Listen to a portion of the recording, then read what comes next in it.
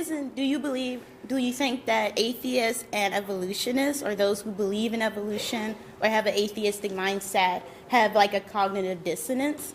Because, like, for instance, with Christopher Hitchens and Richard Dawkins, what little I have encountered about them online, like read about them, like from books and things, it seems like for one hand they'll blame like Christianity for all the evil, but it's like, if you're a materialistic, evolutionary believing person, why is it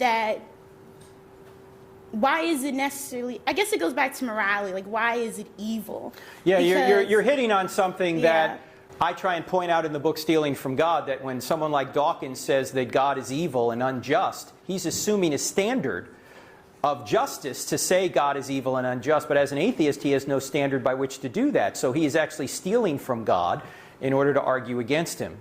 And on one hand, he'll say there's no evil, there's no good, there's no justice, we just dance to our DNA. And on the other hand, he'll say, but God is evil. Well, you can't have it both ways. If there's no justice and we just dance to our DNA, then nothing in the Bible or nothing God says is right or wrong, because there is no right or wrong, as you just said over here. So you're right, it's inconsistent. Okay, because I always was confused, like, how they could believe that at the same time.